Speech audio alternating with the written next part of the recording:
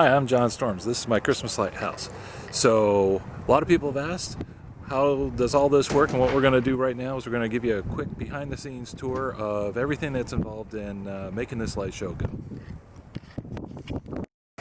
Okay, so the most important part of the show is right here. I got it tucked into my garage. This little computer here is just a little netbook computer, and it is the heart and soul of the entire light display. So what this does is it runs Rama's S3 software, and that includes everything you need to choreograph the music as well as run the show. So right now you can see that the show is enabled, and it's going to start up here at 6 o'clock, and right down here is the current schedule. So right now it's running the show. So when 6 o'clock comes, it'll kick off the show. So two things happen. One is we have it hooked up to a radio. So right here, coming right out of the headphone jack, we have just a regular headphone cable, and it goes over here to a little hobbyist radio. And that radio has enough juice to get the signal out to the street so that people in their cars can tune the radio in on a certain frequency that we choose here. And that way we don't have to have speakers out in the street blasting the neighbors, which makes you very unpopular very, very quickly. So we have that piece. Then, connected off USB here, we go to this little dongle, which Rama sells. And basically what it is, it's a USB to serial converter. It's a USB 485B. So anyway, then out of here, we have just these 5 cables, just like you would see for like an Ethernet network. And these guys start running out to the controllers, okay? So, and the controllers are what control the Christmas lights. So this is kind of the heart and soul, and it goes from here. So, following these cables around, got the cable winding over here, behind the wall, behind the shelves, all the way over here to these controllers. So this controller is one that I won from Wild Lights in 2011 for a little competition. What happens, we pop it open. Well, that's hard to do with one hand. Let me try it with the other hand. Okay, there we go. So you pop it open. Whoop, don't fall. And there's a little controller board in there. And so this is the communication cable coming in. And then this communication cable goes out, and it connects to this box. And then inside of that box we have exactly the same thing, and communication comes out of there, runs up the wall here, then above the garage door, then over to the other side. So we come out the other side, runs up to the garage, then hidden behind this wooden trellis, which is one of the reasons why I bought this house, is we're able to hide 2 more Christmas light controllers. See that? And then the communication wire comes back down and hits this controller. So the controllers are basically daisy chained together. So it goes from the computer to the little RS-45 dongle, then it goes daisy chained from controller to controller. Then I have another path, the other yellow wire goes to this set of controllers on this side of the house, which I have in these black boxes. Now, these are weatherproof, so technically you don't need it, but I am a paranoid sort. So that's one, and it's daisy chained to this guy. And then the cable runs through the yard to this Christmas light controller, which is the number 3 controller. Of course, we have extension cords, and that goes to this controller, which is number 2, and then I have it run. Okay, so back over to these guys. So these are the Rama Christmas controller. You can buy them pre-assembled, or you can build them yourself. Now, out of each one, these 2 wires are what actually plugs in the power for the Rama, and eventually results in the power for the lights. So these 2 cords for each of these units I have coming back to the single power strip. Since I'm running all LEDs, I'm not drawing that much power. Like I said, the show is under 15 amps, so I have ample room. And this is on a separate circuit than the other side of the house. So then the other we already talked about the communication wire. So one is basically going in, the other's going out, and think of these kind of all on a chain together.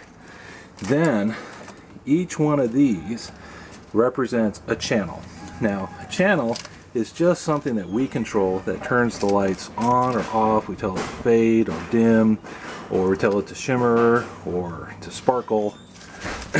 And what happens is every one of these plugs goes out to a snowflake or to a tree or to a string of lights. And then we can go back into the S3 Rama software where there's something very close to a spreadsheet, and we just turn them on and off in sync with the music. Okay?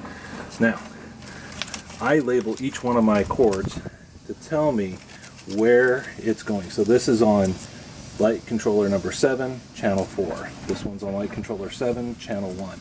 That way, if somebody unplugs these, I can put it back together again, and if something goes wrong in the yard, it makes troubleshooting a lot easier. So anyway, these are the Light Rama controllers, and really that's everything involved in setting it up. So logistically, you gotta make sure you get your wires everywhere, lots of extension cords, but conceptually, it's very simple. You have the computer, which is hooked up to a radio, that's also hooked up to that dongle, and then it's just daisy chains from one controller to another, to another, to another. And that's pretty much it. Everything else is hanging the lights. Okay, so these are the lights and stuff. So the really high up stuff is super scary. This is the bottom, that's the top. That is way up there. Now if we step back, you can see that we have that little star hung, or that snowflake hung at the very apex of the house. So what I do is I do not climb on tall ladders. It's dangerous. My dad got hurt on the ladder, so I'm not going to do it. We hire a crew, the Christmas light guys who do our lights every year for the high up stuff. They come out and they do the eaves and they do those really high stars. And so for this, they actually had to put a ladder right up against the eve there. And then the guy climbs up to the top, gets on the eve, and then he installed it. And it was so scary. And by the time he did the other one over there, it was pitch black out. So those guys earned their money. They did a good job too. Anyway, so I like the snowflakes. Pretty much everything you see in our display is something that was purchased on sale and after holiday sales. The snowflakes came from Target. They're Phillips snowflakes, even the big ones, the 42-inch ones, and the 17.5-inch ones. And then the trees, they all came from Walmart. There's 2 different kinds from 2 different years. Every year they get cheaper and cheaper, worse and worse. The lights on the fire sticks, they came from the local grocery store. It's personal preference. Also, I tend to use store-bought cords just because I usually find them on sale. You can make your own fire plugs and cord, but for what I find them, it's really worth the hassle. But these are my fire sticks.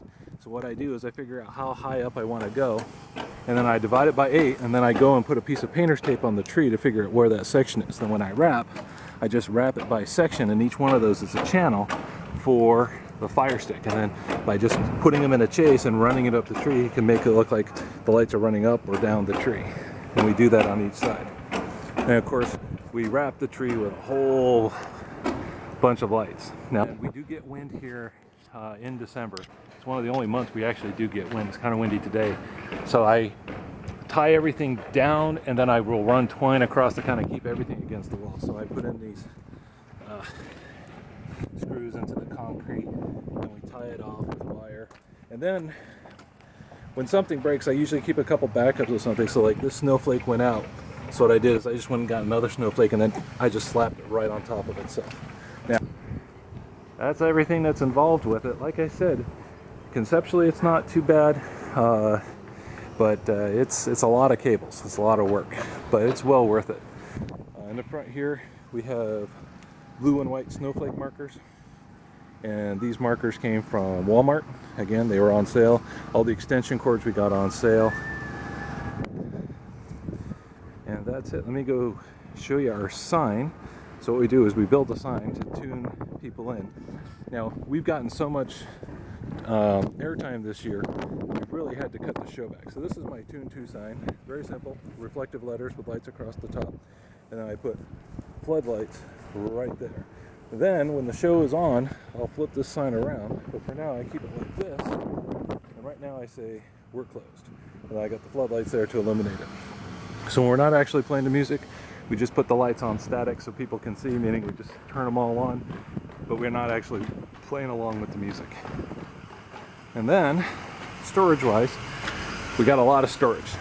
So when we first moved into the house, we built these shelves, put the cabinets in, and then we have lots and lots of room to store Christmas stuff. So every year when it's done, we take everything down, we put it away, and then we go through, test everything, and then fix everything that's broken. And then over here is my Snowflake Storage. Probably one of the few people in America, from my reasoning, that has need for mass storage of snowflakes. So these can hold about 10 snowflakes each, which means that when I tear down this year, I'm going to have to add probably 2 more hooks to handle it all. But that's where I keep the snowflakes. So that's our Christmas light house. This is our video. We hope it was useful to you. If you have any questions, visit us at our Listen to Our Lights webpage, and you can find us on the Light of Rama forums. Merry Christmas.